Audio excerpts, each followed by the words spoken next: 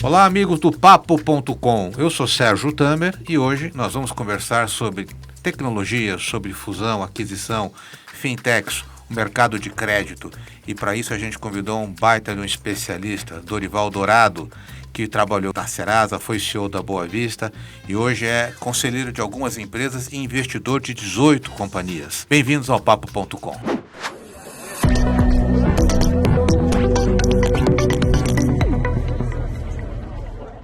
Dorival, primeiro, obrigado pela sua presença aqui com a gente, para bater esse papo sobre o que está acontecendo nesse mundo do crédito, da tecnologia, da inovação.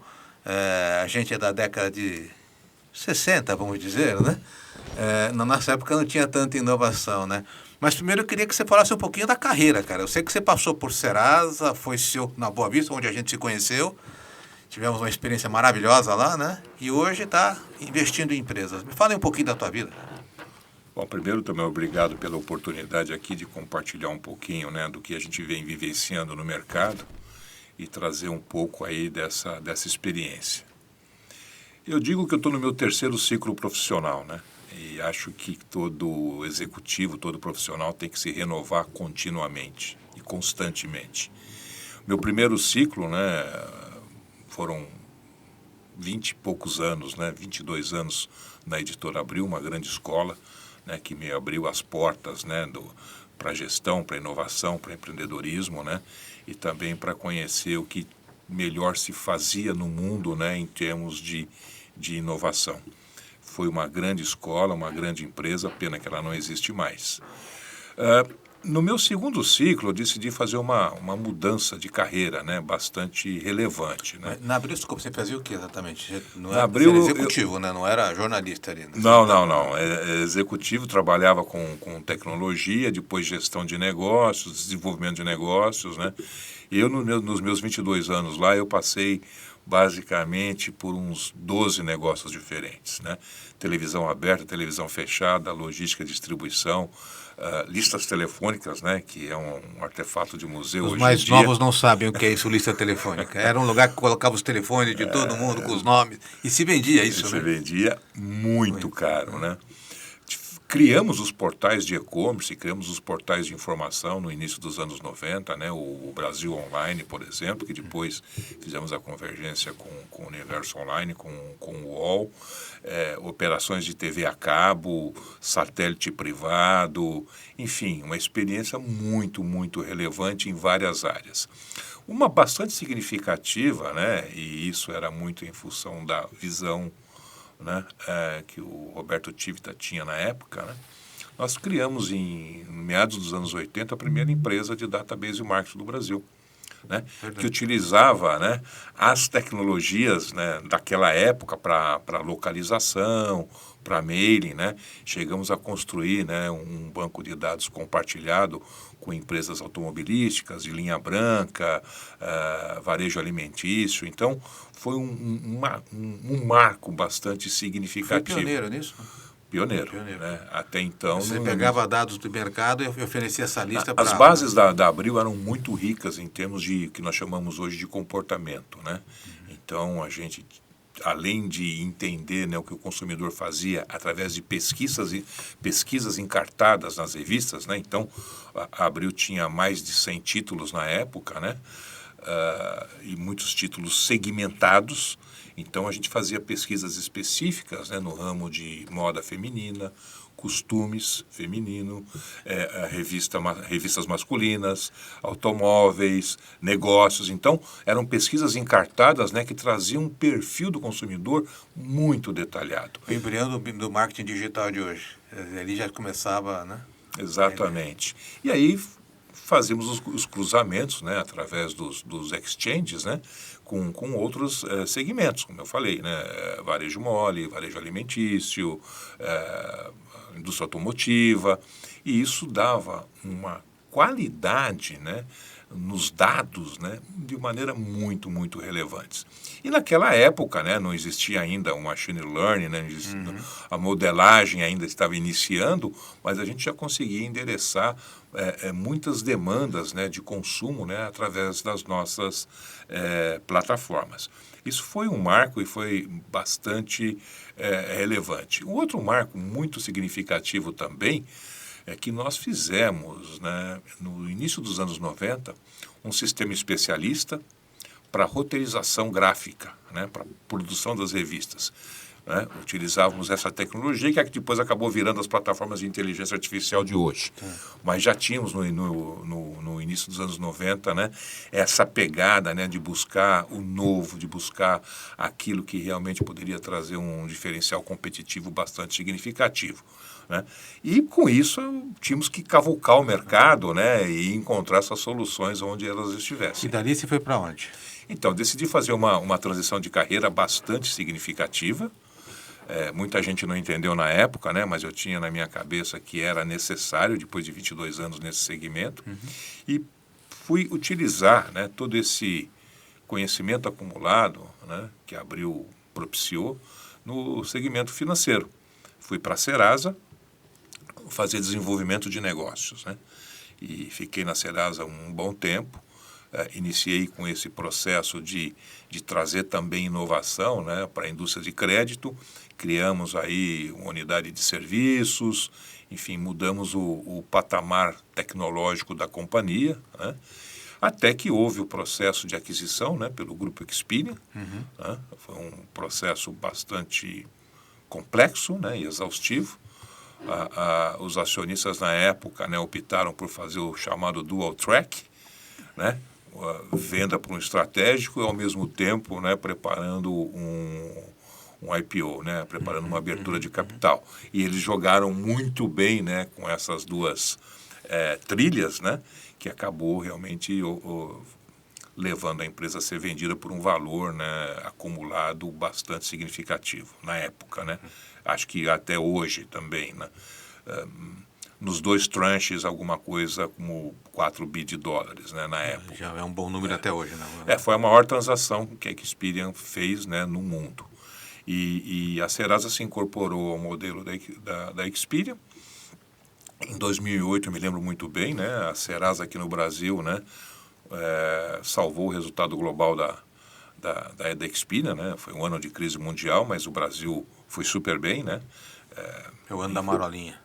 Exatamente, né? Então, e com isso, né, trabalhamos no processo de integração e fui o primeiro executivo selecionado para trabalhar no Grupo Experian.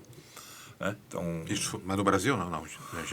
Não, eu fiz a transição da minha posição no Brasil, né, e fui me reportar, né, a uma estrutura internacional, né, fora do Brasil, coordenando aí 2.000 desenvolvedores de produto, em 16 países, né, espalhados por 16 países.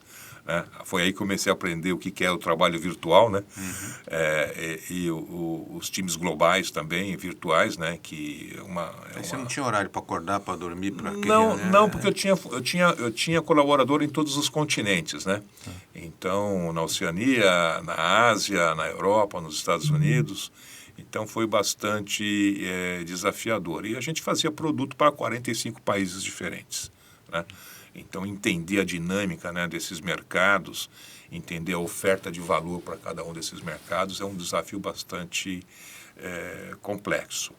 E também, né, uma estrutura internacional onde você tem também os diferentes conflitos de interesse. Sim, né? Lógico. Você tem a vertical de produto global, você tem o produto, o responsável por produto local no país, você tem o country manager, você tem o alinhamento da unidade de negócios internacional. Então, você tinha que fazer uma estrutura, uma ampla negociação através de uma estrutura matricial. Mas eu tinha aprendido na Serasa já, né, através do Elson Aníbal De Luca, né, que eu considero um executivo visionário, né.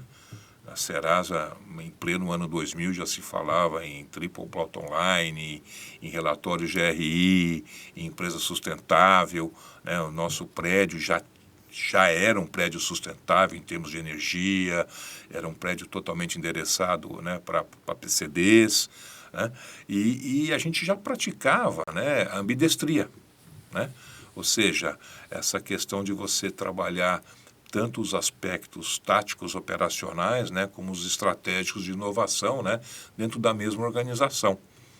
A ambidestria é um conceito, né, de Harvard já bastante Isso quando antigo. ficou lá em 2000, 2001, 2002, né? já tinha uma visão Já diferenciada. tinha uma visão diferenciada, né? Foi em função disso, né, que ela conseguiu um preço, né, um valuation, né, nesse patamar naquela época, né? Foi, acho que, a maior aquisição do E grupo. você morou onde? Nova York? Eu vivi um tempo em Nova York, um tempo na Califórnia, né, atendendo aí as unidades internacionais da Experian. E aí você foi para Boa Vista? Depois disso eu fui selecionado por um fundo, né, para tocar um projeto. Na época era um projeto, era uma ideia, né, de montar um birô alternativo no Brasil. E acabei sendo selecionado, né, eles queriam, junto com a proposta, né, apresentar já uma estrutura de trabalho, né. Então acabei sendo selecionado e talvez aí tenha tomado uma decisão, né, super relevante, né. Eu gosto de arriscar, né, bastante. Acho que isso faz parte da vida do executivo, né. E me juntei ao projeto sem o projeto existir, né. O projeto era uma ideia ainda, né, então ajudei na elaboração do projeto, né.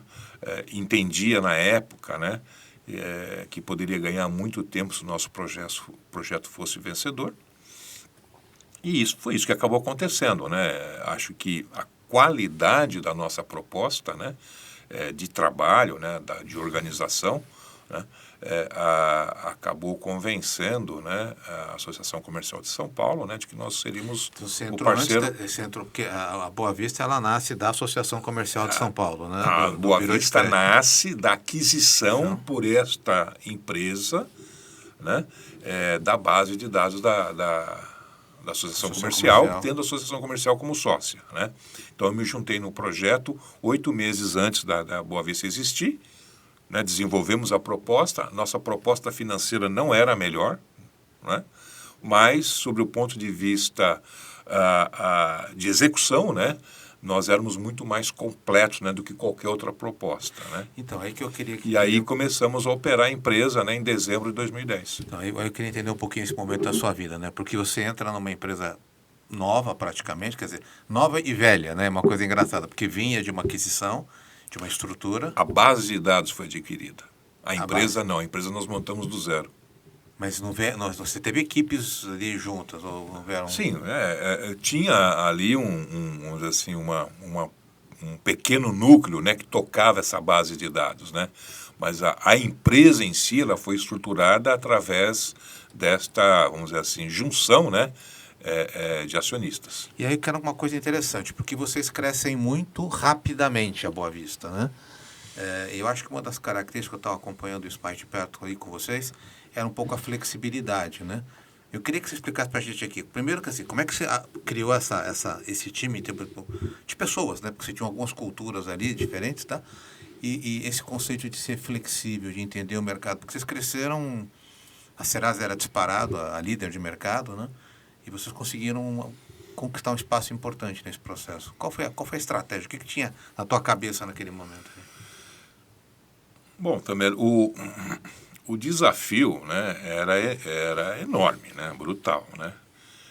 Você competir com uma empresa que tem 80% de market share, capitalizada, né, por sócios internacionais, com uma experiência aí, né, de aplicação em 40 países diferentes. Então, a nossa visão, né, de competir era bastante específica. O primeiro ponto, né, que eu trombei com os investidores, né, foi justamente na tese deles, né, de que a gente deveria fazer uma empresa cópia da Serasa. A minha ponderação, né, que depois se consolidou, foi que se a gente competisse de igual para igual com a Serasa, a gente seria dizimado em semanas, talvez em meses, né? Porque é muito difícil você competir, né, contra uma empresa altamente qualificada, competente, capitalizada, né, no campo de batalha dela, com as armas que ela dispõe. É uma guerra injusta aí. Então, eu procurei desenhar uma estratégia, e foi difícil, né, convencer os acionistas, né, de que a gente deveria sair desse confronto direto, né, e ir para o confronto da inovação, da melhor prestação de serviço, de uma visão customer-centric. Ou seja, entregar para o mercado um valor que a Serasa não conseguia entregar, apesar de toda a competência que ela tinha e tem até hoje, né? Então, primeiro foi o desafio de montagem de equipe, né? Tivemos que reorganizar a empresa, né, num tempo hábil, contratamos 600 pessoas em 3 meses, né, todo o corpo... 600? Todo o corpo diretivo, né, todo o C-level, né, e escolhida, né, a dedo, erros e acertos, né, tivemos mudanças ao longo do caminho, sem dúvida nenhuma. O segundo ponto, né, é qualificar bem o nosso instrumental técnico, tecnológico. E o terceiro, né, é trabalhar com valores básicos e simples, né? Primeiro, como eu falei, customer-centric, o cliente na frente ou no centro de todas as nossas decisões. Segundo, trazer inovação, melhorar o ciclo de entrega de valor para o cliente. A gente entendia e conhecia bem, né, os pontos fracos da Serasa, né, e procuramos nos capacitar para competir melhor, né, em cima desses pontos fracos. Significa que eu me lembro que vocês eram muito flexíveis na proposta de valor. Quer dizer, o cliente chegava, porque a Serasa era mais estanque, né? Tinha as soluções, o cliente tinha que se adaptar àquela realidade. E vocês eram um pouco mais flexíveis nessa proposta? A proposta de valor era o seguinte, nós procuramos, né, investir em tecnologia de ponta. Então, a primeira coisa, né, foi a gente flexibilizou a nossa plataforma tecnológica. A gente desenhou uma arquitetura que nos permitia atender e endereçar muito rapidamente as demandas dos clientes. Outro ponto, qualificação de equipe. Nós montamos uma equipe muito forte, né, de engenharia de dados, de analytics, né, de modelagem. E conseguimos reduzir, né, o ciclo de entrega para o cliente em 1/3. Então, eu consegui entregar produtos, no mínimo, de mesma funcionalidade, num 1/3 do tempo. Isso, sem dúvida nenhuma, com um custo menor, né? Um custo transacional bem menor. O outro ponto bastante relevante, né, é a presença no cliente. Então, nossa equipe atendia o cliente. Eu fazia uma visita para o cliente por dia. Né? Viajávamos o Brasil inteiro, né? Fazíamos assim 40, 50 viagens pelo Brasil. Olhamos também, né, e falava muito com o meu pessoal de produtos, né, que o Brasil é maior do que a Avenida Paulista. Então a gente também focou, né, muito, hoje seria Faria Lima, né? Naquela época paulista. Naquela época paulista. Né? A gente tinha que focar as demandas dos clientes regionais. Né? Então a gente cresceu muito no middle market, né, levando soluções relevantes, né, para clientes médios fora de São Paulo, do Rio, né? Trabalhamos muito no interior do Brasil, né? Interior dos estados, né? Outras capitais. Então, tudo isso foi gerando diferencial bastante Vocês tiveram grande. uma sacada interessante, né? Vocês criaram acertando as suas contas, né? Quer dizer, isso daí deu uma visibilidade para a marca. Depois foi copiado, né? Depois as outras casas também. Mas essa ideia de levar para o consumidor a oportunidade de quitar a sua dívida, né? Então, também, outra proposta de valor, né? Então, a gente falou da inovação tecnológica, flexibilidade, atendimento ao cliente, né? É proximidade com o consumidor.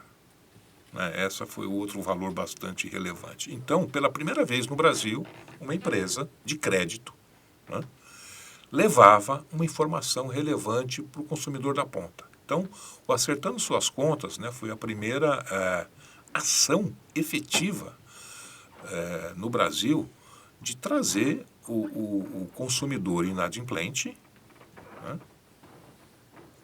para o sistema novamente. Então, a gente bolou esse formato, foi copiado pelo nosso concorrente, né? E eu lembro que o presidente do nosso concorrente me ligava, não, vocês podem continuar tendo boas ideias, né? Mas a gente tem mais dinheiro. Né? Mas fizemos isso no Brasil inteiro, foram milhões de pessoas, né, reinseridas, né, no ciclo de crédito. Né? E a gente sempre defendeu a ideia, né, de que o consumidor inadimplente, né, ele passa por uma situação específica. Né? Ele é um mal pagador por alguma razão, e as nossas pesquisas apontavam isso com bastante clareza. Fomos a primeira empresa, né, a propiciar a consulta gratuita ao CPF. Né? Isso não existia, depois o nosso concorrente nos copiou. Fomos a primeira empresa, né, a lançar um produto de monitoramento de CPF e de CNPJ. Trouxemos também uma iniciativa muito relevante no Brasil inteiro, que foi a Caravana do Crédito. Sim. Então a gente levava, aí já olhando mais para o pequeno e médio empresário, a gente levava o debate, né, a reflexão sobre crédito, sobre recuperação, né, para esse segmento fora dos grandes centros. Então foram iniciativas, né, que acabaram consolidando muito, né, o nome da Boa Vista, né, e criando também uma coisa que até então não era muito prática nesse segmento, né, que era o marketing de conteúdo. Né? Então, nós também desenvolvemos, através da nossa área de economia, né, montamos uma equipe de análise, então a gente provia ao mercado também informações periódicas, né, sobre o que estava acontecendo com o crédito no Brasil. E queria destacar também, né, a campanha que nós fizemos aí com relação à privacidade de dados na época, né, também a nossa participação na aprovação da lei do cadastro positivo, né, que hoje, né, todo mundo canta em verso e prosa, né, mas era uma que tem discussão ajudado, era... mas já era uma discussão nossa, né, e a Boa Vista, mais do que qualquer outro birô, foi que sustentou, né, essa estratégia em Brasília, já que ela não interessava, né, aos grandes grupos. Aos grandes grupos, sem citar nomes aqui. Enfim, Dorival, foi muito positivo. Aí você, quer dizer, você tem, hoje, você falou em crédito, um mercado, quer dizer, antigamente o nome sujo na praça era o famoso, tinha uma praça lá no centro de São Paulo que você colocava, quem estava devedor, você colocava, né, fulano de tal, não pagou a conta, né? E aí você tem um movimento hoje que é essa coisa da tecnologia e crédito e fintechs e o mundo mudando muito, né? Cada dia uma solução nova, inteligência artificial. Qual é o desafio agora para o crédito com esse novo sistema? E você falou, você está sempre aprendendo, né? Eu vi que você tem um DNA lá da inovação, lá da Abril. Mas agora, nós estamos aqui em 2024. O que está acontecendo com a tecnologia, o setor de crédito, as fintechs, o mercado como um todo? Também é super importante a gente separar, né, a espuma de mercado, né, da evolução natural dos processos das empresas especializadas. Então, essa questão de colocar inteligência, né, para endereçar melhor as questões de crédito, né, e utilizar a tecnologia de ponta, é um desafio das empresas desse setor, né, desde a década de 40, quando foram inventados os primeiros scores.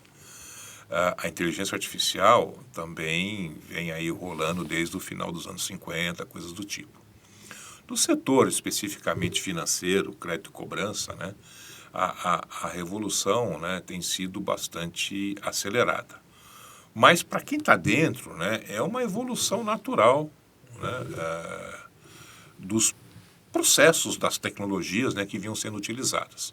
Hoje, né, você tem uma dinâmica muito forte com relação ao processo de entendimento dos dados, né, o desafio, você tem grande volume de dados armazenados, como é que você organiza esses dados, né, e transforma esse dado em informação, e depois como é que você age de forma preditiva, né, na análise desses dados, né, procurando definir comportamentos, entender, né, a ação do consumidor e, principalmente, né, modelando o futuro, né?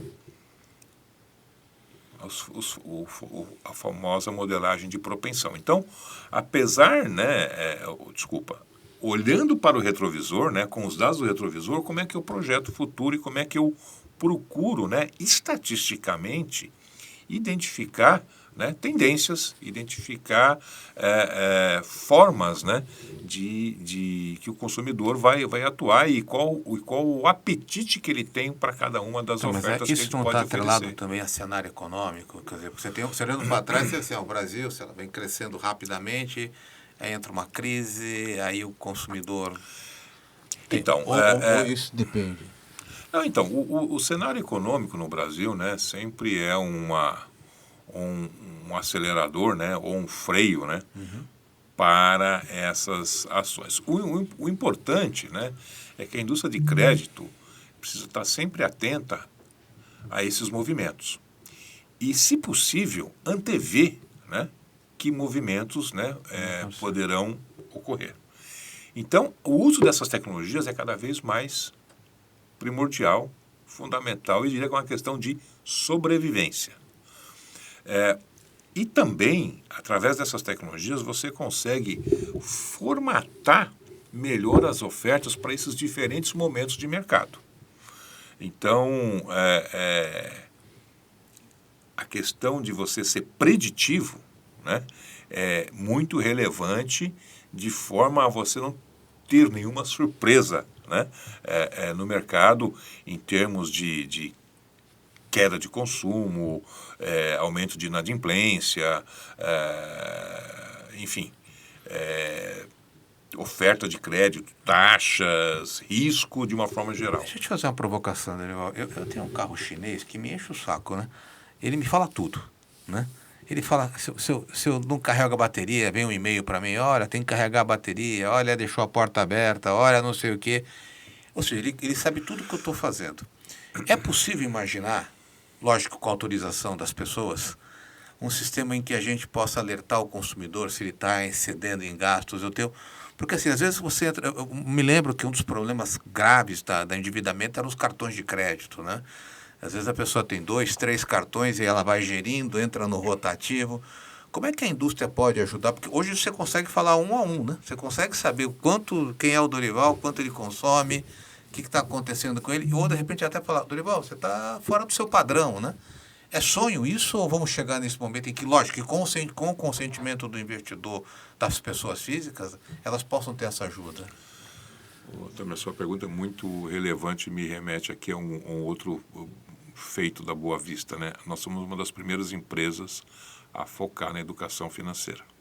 Junto com o processo de renegociação de dívida, a gente trazia, né, fortemente, né, essa visão da necessidade da educação financeira. Você citou a questão dos cartões de crédito, né? Se você remontar 10 anos atrás, pelo que eu me lembro, 80% da inadimplência do cartão de crédito não era porque o cara não queria pagar a fatura, porque eles simplesmente não sabiam como a fatura funcionava, né? Então, Pagamento mínimo, né? Exato. Então, a forma como era vendida, não, a forma como os produtos, né, eram vendidos para o consumidor, né, deixavam inúmeras dúvidas, né? Essas famosas letrinhas pequenas, né? E também o nosso consumidor, enfim, tomou contato com o crédito, não estava acostumado a operar o crédito, muitos, né, tiveram problemas seríssimos, né? E a gente olhava muito isso nos processos de renegociação de dívida, nas entrevistas que a gente fazia, né? Eram casos, assim, realmente de cortar o coração, né? E a partir daí a gente começou a definir, né, algumas linhas de atuação bastante significativas, né? Inclusive ajudando nossos clientes, né? Esse era outro fator também, né, respondendo a tua pergunta, né? Quando você ia para as companhias telefônicas, né, utilities, bancos, financeiras, empresas de varejo, a Boa Vista sempre teve, né, uma atitude proativa, né, de ajudá-los a entender melhor os seus consumidores e identificar maneiras, né, de recuperar esses consumidores, né? Mas, de uma certa forma, nós já temos isso hoje aí, né? São as plataformas de monitoramento, né? Que Mas permitem... hoje, mas não alerta, hoje não alerta o Então, consumidor, né? eu diria para você que os painéis de controle hoje, eles estão muito mais na mão das empresas do que do consumidor, né? Os Personal Assistants, né, que são os primeiros softwares lançados aí já há alguns anos, né, eles permitem, né, que você comece, né, a entender o que acontece com o seu dinheiro, o que acontece com a sua conta. E é sempre importante lembrar, né, Tamer, que, e eu falava isso muito na época do cadastro positivo, né, não é o A, B, não somos nós que precisamos do cadastro positivo, não somos nós que precisamos de educação financeira. Né? Quem precisa de cadastro positivo, quem precisa de educação financeira é justamente as camadas da população. A grande maioria, né? A grande maioria da população brasileira. É CDE e que tem dificuldade do acesso à informação, né? De entender. Então, por isso que eu falo, porque esse cara precisa de, olha, cara, você está gastando um pouco mais, cuidado, porque às vezes a gente tem que, porque uma coisa é você falar, poupe e tal, outra coisa é você ajudar. Eu me lembro, Dorival, na feira, o cara sacando os cartões ali, né? Esse não passou, tenta esse. Até que um passou, né? Então, mas o sistema também tem se reorganizado, né? Acho que caiu a ficha, né? Para as empresas, né, de que não adianta elas, né, massacrarem o consumidor com ofertas de crédito, né? Porque a conta chega, uma hora chega, né? Então, eu tenho percebido, né, cada vez mais uma educação também do lado da oferta, né, bastante relevante com relação a isso. Tem bancos, né, que se você vai fazer uso do seu cheque especial já no app, lá ele te avisa, né? Enfim, a gente está num caminho bastante positivo, mas ainda tem muito a ser... Mas é um futuro que a gente pode imaginar que vai acontecer, né? O monitoramento, né? Monitoramento é a tese, né, da inteligência artificial para qualquer área, né? O monitoramento do seu carro, o monitoramento do trânsito, o monitoramento da sua conta pessoal. Dorival, no meu carro tem uma câmera que fica olhando na minha cara. E se eu tiro o olho da câmera, ela fala, atenção, fique atento, você está, né? Mas é uma tendência, o que evita é bater o carro, né? É chato, mas funciona, né? O importante aí, né, também é identificar o limite disso, né? Porque como esse negócio está tudo ligado em rede, para onde essas informações estão indo, né? De que forma, né? Será que há um respeito efetivo à privacidade de dados? Não sei se você conhece a política de privacidade de dados da montadora do seu carro? GWM, eu não conheço não, cara. Então, acho que seria bom conhecer. Mas eu recebi e-mail, outro dia eu recebi, sua bateria do seu carro está baixa. Eu falei, mas como é que eles sabem que a bateria do meu carro... Eles monitoram. Exatamente. Eles monitoram para garantir que a bateria não estrague. Então, olha o ponto que deteriora. Tem a legislação, né? Ela fala muito especificamente do propósito, né? E de fim específico, né? Se eles estiverem utilizando essas informações na perspectiva de segurança, né, de te prover um serviço seguro, né, e confiável, para que você não tenha nenhum prejuízo, né, da sua mobilidade, ok. Né? Se eles passarem a fronteira, né, dessa proposta aí, precisa ficar bastante atento. Mas, de qualquer forma, eu vejo que o sistema está cada vez, né, o sistema financeiro está cada vez mais evoluindo e gerando, né, ações muito consistentes, né, para que a gente tenha um crédito responsável, que a gente tenha educação do consumidor, né, e para que essas tecnologias realmente acabem nos ajudando a gerir a nossa vida no dia a dia. Então, aí você agora resolveu empreender, né? Você, depois dessa passagem toda, ficou louco? Falou assim, vou ser investidor anjo aqui de algumas empresas, você está em conselho de outras, mas eu queria abordar um pouquinho essa questão da fusão e aquisição, porque todo mundo quer ter uma ideia maravilhosa, né? Quer criar o unicórnio, aquela empresa que vale bilhões de dólares, mas não é bem assim, né? Quer dizer, sei lá, quantas empresas conseguem chegar lá e você está nesse meio hoje, né? Como é que está esse ambiente de startups, empresas de tecnologia, quantas sucedem, quais são os erros que elas estão cometendo, né? Basta ter uma ideia, ou como é que funciona esse mundo? Então, também em 2015, 2016, eu inaugurei o meu terceiro ciclo profissional, né? Que foi justamente me focar mais em duas áreas que eu gosto bastante, né? inovação e gestão. Na inovação eu fui procurar esse mercado de startups, lá que em 2015, 2016 era muito embrionário, né? E na parte de gestão, a questão de apoiar empresas, né, através de conselhos de administração, comitês e tudo mais. Bom, nessa questão de startups, eu acho que a gente viveu, né, e talvez esteja vivendo hoje também, né, uma fase romântica, né, lúdica. E eu fico muito preocupado, né, porque ser founder de startup acabou virando profissão. E quando o cara não tem muita história para contar, né, ele cria a história de ser founder e criar uma startup. Então nós passamos, né, estamos aí talvez ainda na sequência aí dessa confusão de mercado.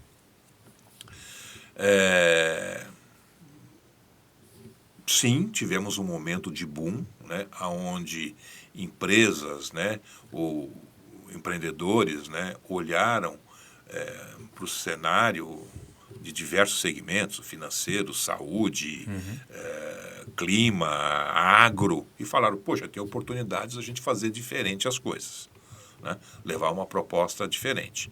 E essas coisas aconteceram. E o Brasil se tornou, né, aí, durante bons anos aí, um paraíso das startups, né? Com todas as dificuldades do nosso mercado, né? Você tem esse setor muito melhor estruturado e desenvolvido em outros países, né? Mas o Brasil, através das suas limitações aí, conseguiu montar um ecossistema muito relevante, né, de startups. Como você tinha, né, uma predominância, ainda tem talvez, né, uma predominância muito grande, né, do sistema financeiro na economia, né, e de poucos players, as fintechs foram que puxaram, né, essa caravana, né? Então, o Brasil tem muitas, hoje, centenas, né, de fintechs, e muitas delas contribuíram de maneira muito relevante para o consumidor. Os bancos digitais estão aí, né, as empresas, né, de avaliação de crédito também, as empresas de cunho mais tecnológico, né, as chamadas TechFins, as que provê, né, infraestrutura, né, para o sistema financeiro, né, estão aí e contribuindo de maneira muito relevante. Se a gente for para o setor de saúde, a mesma coisa, para o setor de agro e tudo mais. O que nós estamos enfrentando hoje, né, é uma acomodação desse ecossistema. E esse ecossistema, para sobreviver, precisa de injeção de recursos. E aí começam as grandes discussões, né? Temos altos e baixos, né? O sistema nosso, né, tributário, legal, né, não ajuda muito, né, o capital de risco, esse é um fato. Se você pegar a legislação de outros países, não, né? tem linha de financiamento para isso hoje, né? Financiamento público praticamente BNDES, zero, né? BNDES também não tem. Mas quando você quer tirar uma empresa do papel, quando você precisa, né, fazer um investimento semente, né, que é para fazer com que a empresa comece a rodar, né, você tem que recorrer ou a investidor anjo ou a fundos de venture capital especializados. E a investidor anjo, né, é outra ciência também, né? Antigamente isso era restrito a pequenos grupos, né? Hoje todo mundo quer ser investidor anjo. E a maioria investe sem saber o que está fazendo. Mas né? aí, Dorival, você é um investidor anjo, o cara teve uma ideia, ele achou um nicho ali, teve uma ideia, só que não basta ter isso porque eu vejo assim, o pessoal acha que tem a ideia e que vai fazer a coisa acontecer do Aí dia todo para mundo a acha noite. que a tecnologia resolve qualquer problema, né? Então vamos lá, né? Qual é a minha tese, né?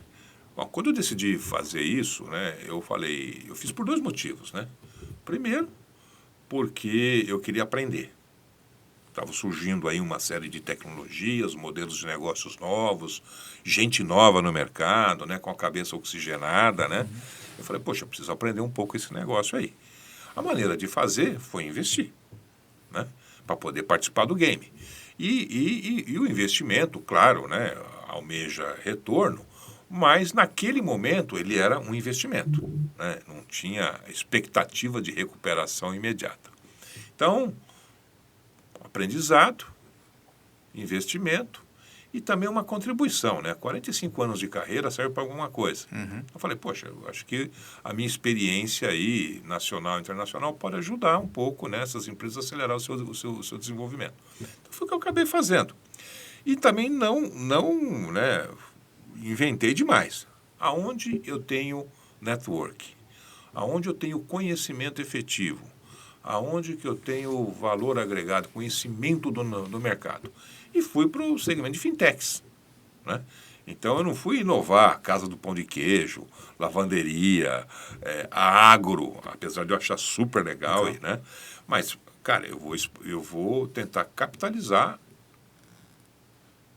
o meu conhecimento, a minha expertise, né? E os meus relacionamentos.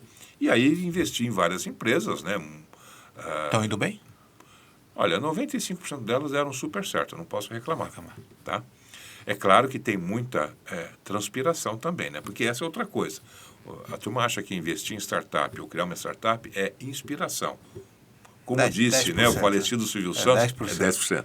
90% é transpiração. Tem que bater todo dia, né? Porque ou grande ou pequena, é uma empresa. Uma empresa precisa de modelo, precisa de organização, precisa de gestão, precisa de capital, capital humano, capital financeiro, né? E aí você tem que desenvolver.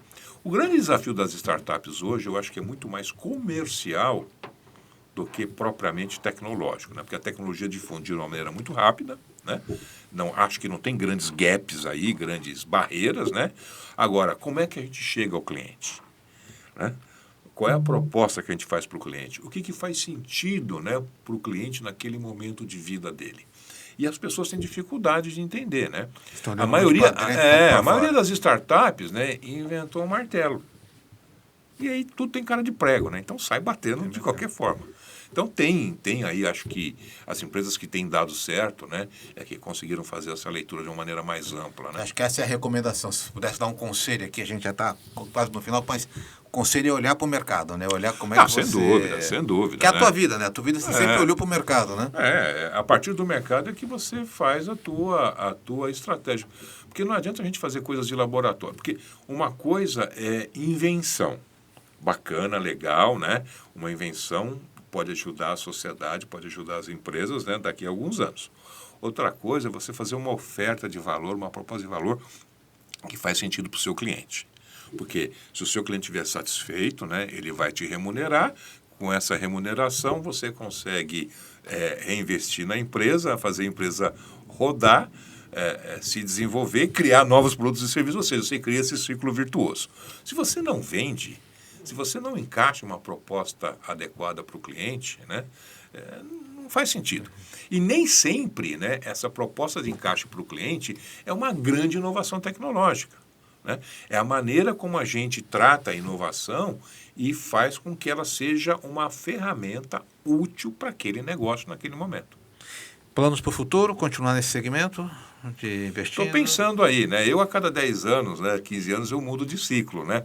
Estou pensando aí qual vai ser o nosso ciclo. Vai ser aquele ciclo assim, aposentadoria, uma praia, alguma coisa assim. Cara, olha, Tamer, eu entendo, né, que a gente vive numa dinâmica, né, empresarial e social bastante intensa, né? E estamos passando por momentos de profunda transformação. E sempre acredito que a gente possa contribuir com alguma coisa, né? Então, eu entendo cada vez mais, né, que os meus pitacos, né, têm ajudado, né, as empresas onde eu sou conselheiro, né, e nas minhas investidas, né? Porque o mercado é dinâmico, a tecnologia é dinâmica, né? E a gente tem sempre que estar se adequando, né, a esses desafios existentes, né? Maravilha, Dorival. Queria agradecer muito. O papo com o Dorival foi ótimo. Falamos de tecnologia, falamos de inovação, falamos de dicas. Não basta ter uma ideia, tem que transpirar bastante, né, Dorival? Bastante, muito. E se você gostou aqui do nosso conteúdo, dá o joinha e a gente se vê numa próxima oportunidade. Até lá. Dorival, obrigado. Obrigado a você, Dan, pela oportunidade de estar aqui com você e a sua audiência. Estamos juntos aí.